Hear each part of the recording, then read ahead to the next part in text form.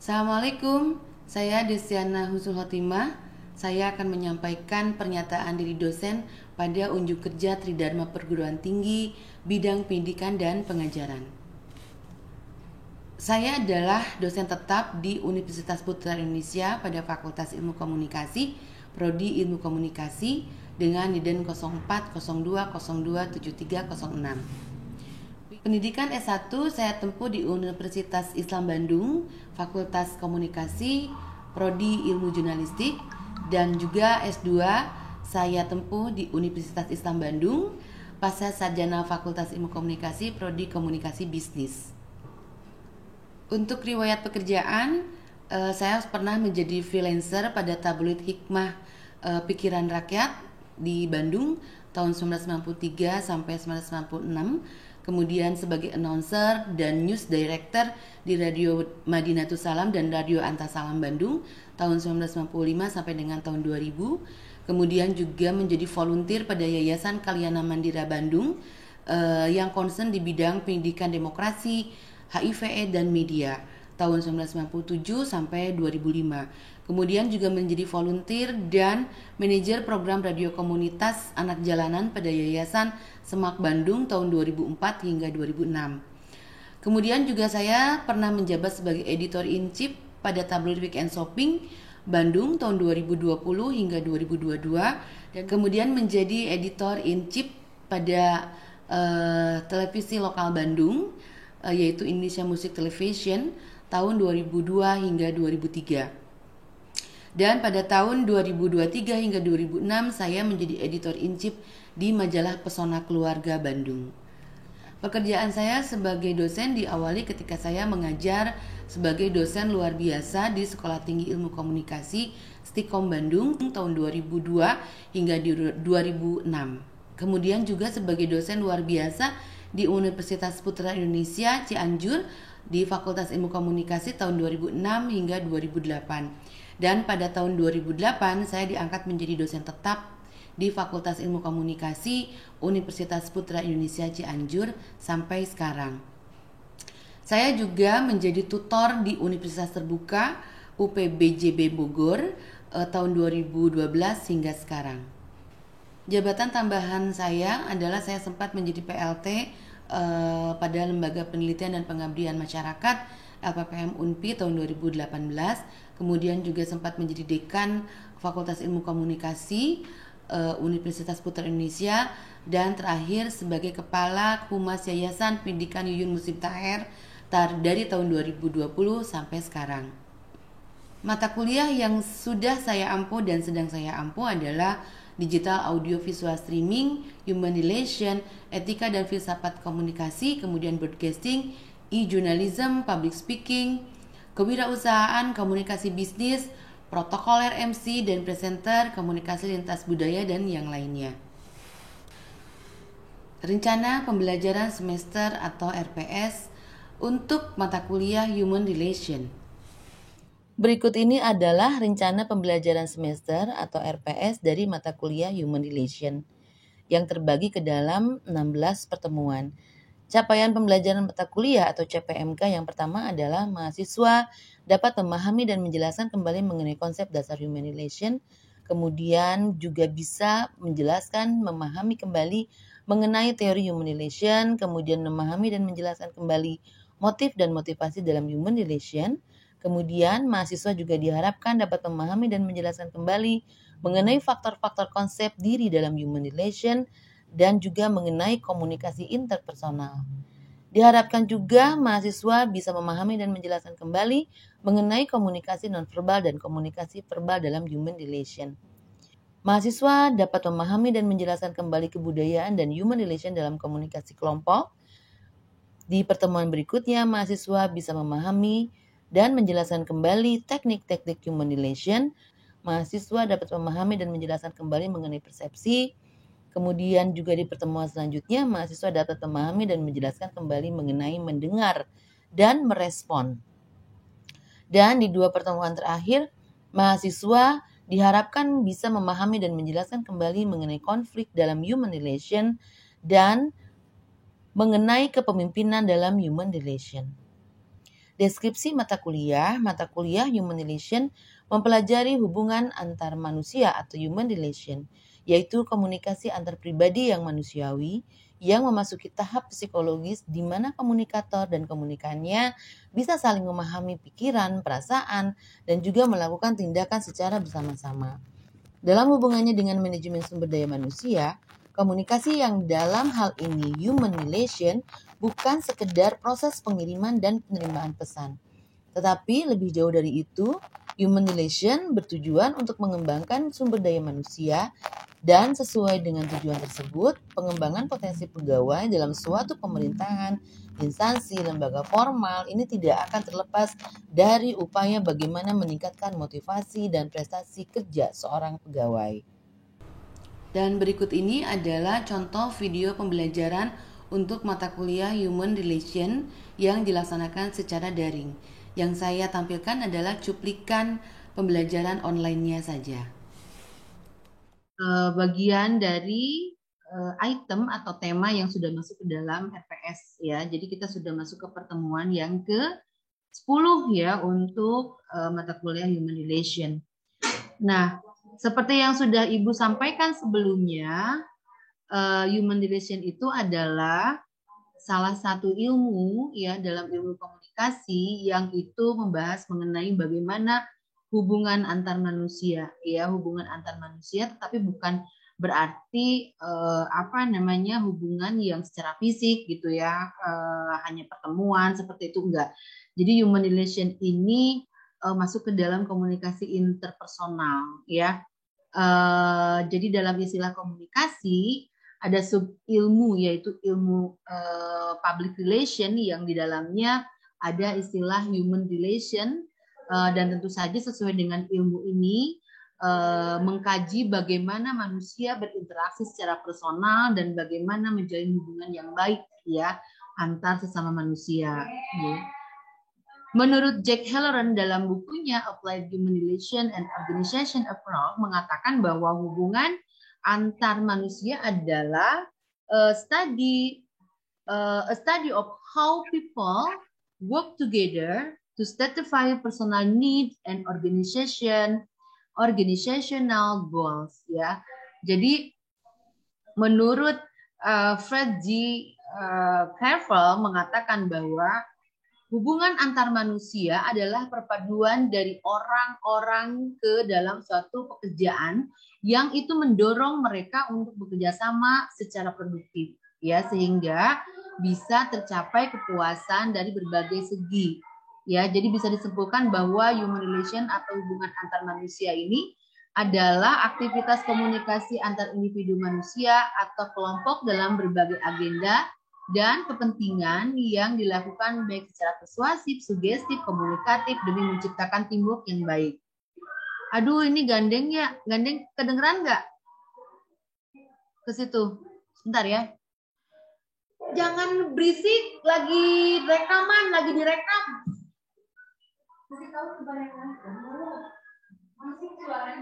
Ininya bisa di-cut. Oke, ulangi lagi ya dari awal. Gandeng ini. Oke, bismillahirrahmanirrahim. Assalamualaikum warahmatullahi wabarakatuh. Salam sejahtera semuanya, salam sehat. Kita masih di perkuliahan daring ya, tapi mudah-mudahan kita bisa secepatnya kuliah offline ya. Nah, untuk tema human relation yang akan kita bahas di pagi ini adalah tentang self-disclosure, teori self-disclosure. Tapi sebelumnya Ibu akan menyampaikan, mengingatkan kembali tentang human relation ini, gitu ya. Jadi human relation ini adalah salah satu ilmu di dalam kajian ilmu komunikasi, yaitu subilmu dari ilmu komunikasi yaitu public relation ya, yang di dalamnya ada istilah human relation ya, seperti yang sudah Ibu sampaikan sebelumnya. Ini Ibu cuma nge-reminding aja, mengingatkan kembali apa yang sudah dibahas tentang human relation. Jadi human relation ini kalau menurut Jack Halloran ya, dalam bukunya Applied Human Relation and Organizational Approach mengatakan bahwa hubungan human relation ini adalah hubungan antar manusia ya, Jadi yang mempelajari bagaimana manusia itu bisa bekerja bersama-sama, ya, dan bagaimana mereka satu sama lain saling membutuhkan dalam mencapai target organisasi, gitu ya. Jadi saling membutuhkan, saling mendukung, saling memotivasi untuk mencapai target organisasi, ya. Nah, di dalam human relation ini ada satu teori, ya, salah satu teori tentang self disclosure. Ini teorinya menarik sekali yang akan kita bahas di hari ini. Ibu izin untuk share PPT-nya ya. Nanti kalau ada pertanyaan, oke, Ibu share ke Putri aja ya, karena Ibu nggak bisa share di sini ternyata. Putri bisa bantu Ibu ya. Oke, Ibu boleh. Ibu nanti kirim di ini. Sebentar ya.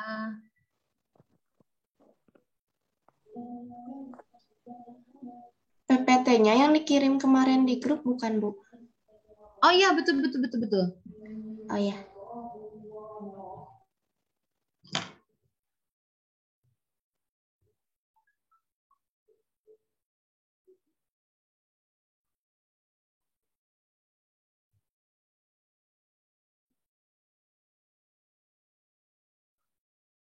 Iya, betul.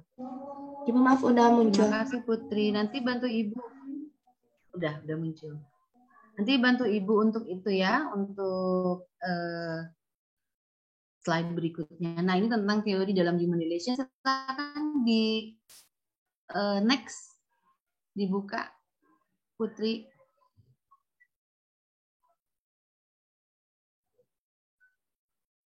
Bisa terlihat semua PPT-nya?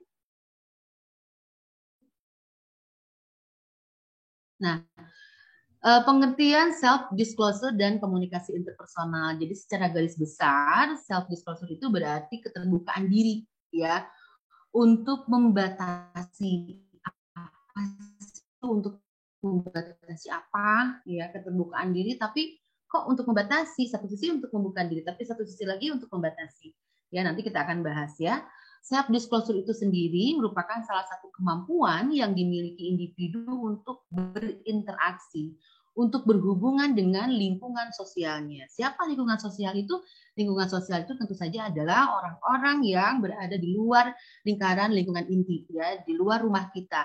Kita berhubungan dengan siapa di luar rumah, dengan teman, dengan dosen, dengan mungkin yang sudah bekerja dengan teman kerja, gitu ya, dengan tetangga, ya, dengan organisasi. Kalau Anda sudah masuk ke sebuah organisasi, baik itu organisasi di kampus atau di luar kampus, gitu ya, atau organisasi kemasyarakatan lainnya.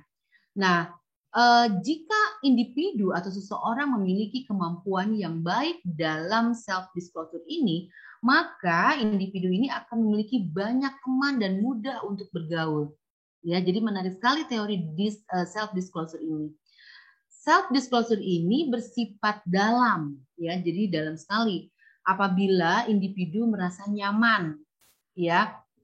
Jadi ini harus dipelajari secara mendalam supaya si individu ini merasa nyaman ketika dia berinteraksi dengan orang lain, ya, saling memiliki, kemudian juga bisa merasa mengenal dengan baik karakteristik kepribadian setiap orang. Kemudian juga kita merasa bahwa oh ya, setiap manusia itu unik, setiap manusia itu berbeda, gitu ya. Karena tentu saja meskipun kita bertemu dengan banyak orang di lingkungan kita, di lingkungan sosial kita, tapi tentu saja orang-orang tersebut tidak memiliki kesamaan pribadi, kepribadian, kesamaan sifat, watak dengan kita, gitu ya. Pasti setiap orang itu, makanya disebut manusia itu unik, karena setiap orang dia memiliki kepribadian, memiliki karakter, memiliki sifat, watak, gitu ya. Ada istilah meskipun kembar identik tapi sifatnya pasti beda, gitu ya, nggak sama satu sama lain. Nah, kemudian Eysenck mengatakan bahwa kepribadian ini memiliki perbedaan, ya, ada dua tipe dalam perbedaan kepribadian ini, yaitu introvert dan extrovert, ya. sehingga berkesinambungan dengan self disclosure itu sendiri ya. Oke, next Putri. Apa sih itu introvert dan extrovert ya? Kita akan membahas lebih jauh lagi. Nah, extrovert itu adalah hal-hal atau sifat dalam diri kita yang kita perlihatkan kepada publik gitu ya, kita ekspresikan kepada orang lain ya. Kita dengan mudah mengekspresikan nangis, ketawa gitu ya. Kemudian terlihat apa yang ada yang kita rasakan di dalam diri kita, yang kita pikirkan di dalam pikiran kita itu terbaca oleh orang lain gitu. Misalnya ada orang-orang misalnya di sekitar kalian yang ceria gitu ya, terus gampang curhat gitu ya, gampang membuat orang lain tertawa gitu ya. Itu extrovert. Jadi orangnya terbuka gitu ya, terbuka. Jadi kadang-kadang orang tahu juga tentang dirinya dan dia tahu juga tentang orang lain. Itu kalau di dalam jendela Johari Window ya, itu dibahas tentang bagaimana orang menilai diri kita dan bagaimana orang mengetahui diri kita dan kita mengetahui orang lain. Tapi kalau introvert itu biasanya adalah orang-orang yang memiliki sifat tertutup gitu ya. Orang lain nggak tahu apa dia lagi sedih, apa dia lagi seneng, apa dia lagi bahagia gitu ya. Kalau introvert itu lebih tertutup, dia menutup diri dari orang lain gitu ya. Atau misalnya lebih menghindar ya dari pergaulan misalnya, jadi lebih tertutup gitu ya. Orang hanya bisa mendebak-debak gitu, orangnya kayak gimana sih, misalnya Putri itu kok diem aja ya orangnya kayak gimana sih, kok nggak agresif ya.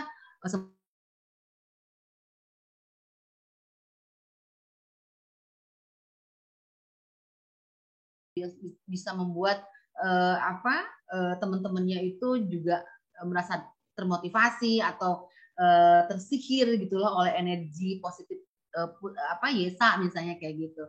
Nah kalau misalnya Putri dia lebih menutup diri, orang tidak tahu, misalnya tidak kenal dekat dengan Putri karena Putri lebih banyak menutup diri. Nah itu perbedaan extrovert dan introvert gitu ya. Dalam komunikasi interpersonal, kegiatan komunikasi yang penting ini membuat kita masih menjaga hubungan interpersonal atau antarpersonal dengan sesama kita gitu ya. Kemampuan menjalin komunikasi interpersonal ini merupakan salah satu kompetensi penting yang harus kita kuasai, baik untuk menjaga relasi sosial kita maupun relasi fungsional kita ya. Kita bisa saja misalnya sekedar basa-basi untuk bertegur sapa, atau kita juga bisa meyakinkan dengan menyampaikan keluhan kita secara personal kepada orang lain gitu ya, sebagai bagian dari wujud kegiatan komunikasi interpersonal kita ya. Nah, kemampuan melakukan relasi atau komunikasi interpersonal ini dianggap sebagai salah satu kecerdasan yang dinamakan dengan kecerdasan interpersonal seperti yang ditemukan oleh Howard Gardner dalam konsep kecerdasan jamak atau multiple intelligence ya, atau multiple intelligence ya. Artinya kemampuan interpersonal ini merupakan salah satu kunci dalam meraih kesuksesan hidup gitu ya. Oke, next Putri. Nah, ini ada, nanti kalau ada yang bertanya boleh di-cut ya, boleh di-cut. Bu, saya mau tanya kayak gitu, boleh di-cut di tengah-tengah. Nah, ada kaitan self disclosure dalam komunikasi interpersonal ya. Dalam sistem komunikasi interpersonal, self disclosure ini mempunyai peranan yang sangat penting karena self disclosure ini memberikan peluang bagi setiap pribadi atau individu untuk mengembangkan pemahaman tentang diri sendiri ya. Jadi melalui teori self disclosure ini setiap individu punya potensi untuk mengembangkan pemahaman tentang diri sendiri ya, terutama mengenai pengembangan sikap positif ya dari diri sendiri maupun orang lain, dan memberikan peluang juga untuk mengembangkan hubungan yang memiliki makna yang berarti dengan orang lain ya. Jadi melihat sebegitu pentingnya peran self disclosure dalam komunikasi interpersonal ini, jadi bisa dikatakan bahwa self disclosure ini memiliki pengaruh dalam komunikasi interpersonal ya. Adapun pengaruh self disclosure dalam komunikasi internasional itu ya diantaranya adalah untuk meningkatkan komunikasi. Silakan next ya, Putri. Untuk meningkatkan komunikasi, kemudian meningkatkan pengetahuan, mengkonfirmasi konsep diri, kemudian menghindari sikap defensif. Ya, ada juga ya untuk lebih cermat dalam mempersepsi orang lain. Kemudian meningkatkan rasa percaya diri dan meningkatkan atraksi interpersonal. Ya, selain itu juga untuk menciptakan rasa percaya kepada orang lain. Kadang-kadang kita kan ngerasa ada ketidakpercayaan gitu. Misalnya kita pengen curhat gitu, atau kita pengen membicarakan dosen kita nih gitu ya, yang konflik dengan kita misalnya. Tapi kalau saya ngomong nanti si A ke si A nanti dia dibilangin lagi ke dosennya gitu ya. Nah itu ketika kita dalam komunikasi interpersonal untuk membangun kepercayaan antara diri kita dengan orang lain itu penting gitu ya. Kita juga harus bisa membaca ya apakah si A ini bisa dipercaya atau tidak ya. Apakah saya pribadi gitu ya bisa dipercaya apa tidak oleh orang lain. Jangan-jangan misalnya orang nggak percaya ke saya gitu. Jangan-jangan saya disebutnya pengadu misalnya kayak gitu. Nah ini kalian harus bisa atau seorang individu itu harus bisa menciptakan rasa percaya kepada orang lain ya. Dengan saling membuka diri itu bisa menciptakan rasa percaya kita kepada orang lain ya. Kita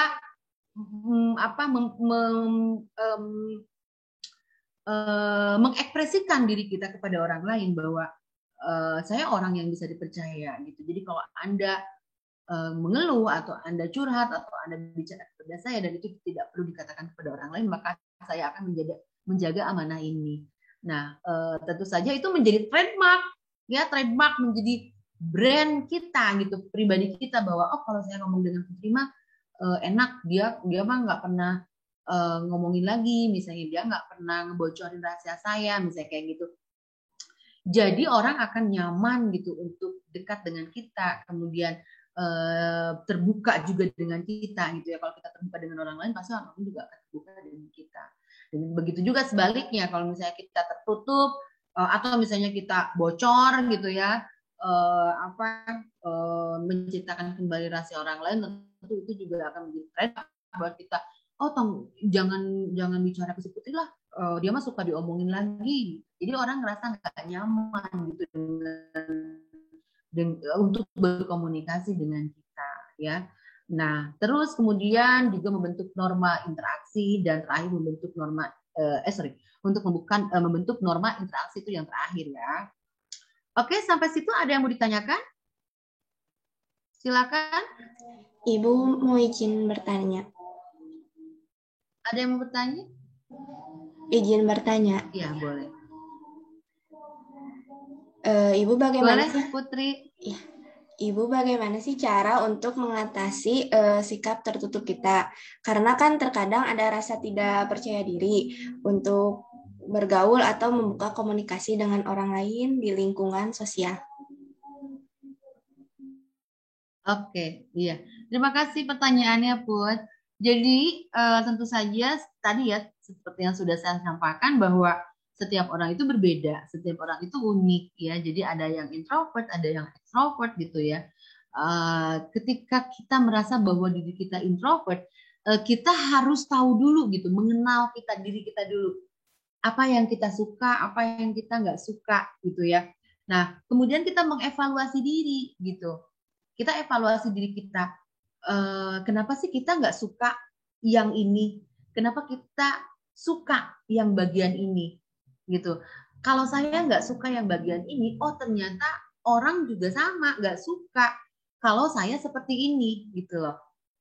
Berarti saya harus memperbaiki diri. Kalau orang tidak suka dengan sifat saya yang ini, kalau saya mau diterima oleh lingkungan saya, berarti saya harus memperbaiki bagian ini, bagian orang yang tidak suka dari watak saya ini, dari kepribadian saya yang ini. Kalau saya ingin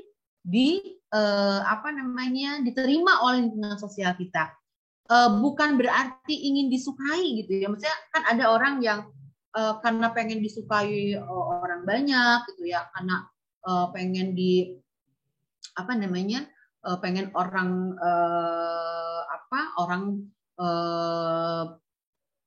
senang dengan kita gitu. Kadang-kadang kita merasa bahwa kita harus begini, kita harus, jadi seolah-olah didramatisasi gitu ya. Jadi kita berdrama gitu ya, kadang-kadang malah mungkin ada sifat-sifat atau sikap-sikap yang perilaku yang palsu gitu yang kita tawarkan, yang kita perlihatkan ke publik gitu ya. Tetap menjadi diri kita sendiri gitu ya. Kalau kita menyadari bahwa saya introvert, berarti apa ya yang harus saya lakukan supaya orang paham dengan sifat saya, dengan karakteristik saya, dan bagaimana orang bisa menerima itu gitu. Mungkin misalnya ada teman, misalnya ibu kasih contoh ya, ada teman ibu orangnya pinter banget gitu, tapi orangnya pinter banget gitu ya di kelas dulu waktu SMA, tapi dia tertutup gitu, tertutup dia kalau apa namanya istirahat gitu banyaknya diam di kelas baca buku kayak gitu. Jadi dia mungkin hanya satu dua lah temennya gitu ya, tapi satu hari saya dekati gitu, kenapa sih kamu nggak main yuk gitu. Kita main keluar, oh nggak di sini, ayo. Dia ternyata self confidence-nya sangat rendah gitu ya. Dia ngerasa justru bahwa kepintarannya dia itu menghindarkan dia atau membatasi dia bergaul dengan orang lain. Dia merasa begitu gitu. Dan itu membuat dia bukan percaya diri, malah membuat dia tidak percaya diri gitu. Akhirnya dia menutup diri. Nah, akhirnya saya kasih tahu gitu. Mungkin kamu juga bisa bantu teman-teman untuk mengerjakan tugas-tugas mereka, semacam coaching lah misalnya untuk matematik. Kan mungkin ada teman-teman yang nggak paham tuh, jadi supaya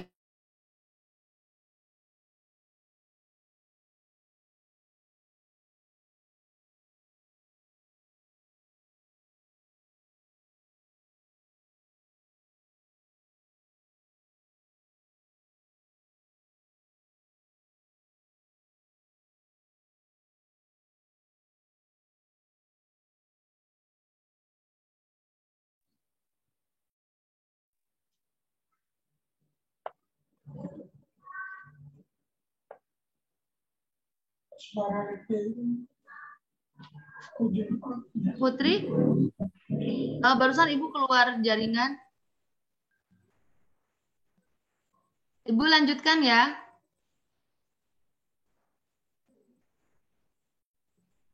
Suara Ibu kedengeran? Kedengaran, Bu. Oke, jadi seperti itu ya. Ibu lanjutkan lagi ya. Barusan sinyalnya jelek ya. Ibu keluar jaringan. Jadi seperti itu. Jadi Ibu arahkan ya teman Ibu itu pada saat itu, coba kamu bikinlah misalnya kayak kerja kelompok gitu atau kelompok diskusi, dan kamu share gitu ilmu kamu ke teman-teman. Mungkin teman-teman juga akan lebih menerima kamu di lingkungan sekolah, di lingkungan kelas ini gitu. Dan ternyata alhamdulillah gitu ketika dia sudah membuka diri, kemudian juga mau membantu teman-temannya gitu ya, terutama di beberapa ilmu eksakta gitu ya. Akhirnya dia mulai terbuka dan mulai nyaman berkomunikasi dengan teman-temannya gitu. Jadi kita pertama kali itu harus mengevaluasi diri dulu gitu. Apa sih kekurangan saya, apa kelebihan saya, dan bagaimana saya bisa men-share gitu ya kelebihan saya ini untuk bisa bermanfaat untuk orang lain gitu. Jadi kesadarannya harus dibangun dari diri sendiri dulu, dimotivasi dulu gitu loh. Dimotivasi dulu diri kita supaya kita mau terbuka dengan orang lain, tetapi tidak memaksakan diri gitu, tidak memaksakan diri, tidak menjadi orang lain gitu, tetap menjadi diri sendiri, tidak memaksakan diri, tetapi kita bisa membangun sebuah hubungan yang nyaman dengan orang lain. Ya, Put. Berikut adalah beberapa hasil atau produk dari kegiatan praktek untuk mata kuliah Production House yang dilakukan oleh mahasiswa, berupa film pendek.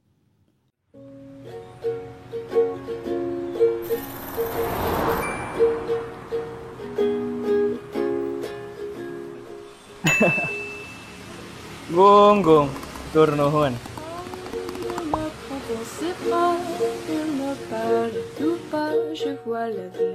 Selamat pagi Pak. Pagi Fred, gimana kabar, sehat? Baik Pak. Oke. Mari saya antar ke meja Bapak. Oke. Silakan duduk Pak. Siap. Masih Fred. Pak, sebentar ya Pak, saya ambilkan kopinya dulu. Quand je me prends dans ses bras, il me parle tout bas, je vois la vie en rose. Kasih Fred, sama-sama Pak. Maman demande tous les jours, et ça me fait... Ini sih Pak, ini mapnya boleh dicek dulu. Saya cek dulu ya Zahra. Ya baik Pak. Oh ya Pak, jika ada detail yang kurang, saya akan tambahkan nanti. Makasih Zahra. Sekalian tolong ambilin laptop saya di ruangan saya karena saya ada perlu. Baik Pak, saya permisi dulu ya. Silakan.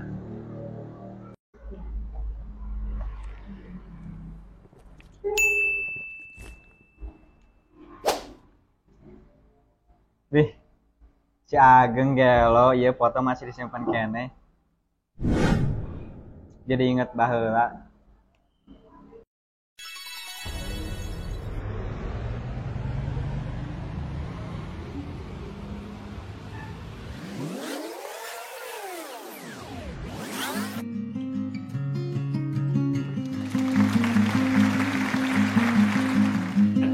Selamat ya, Nak.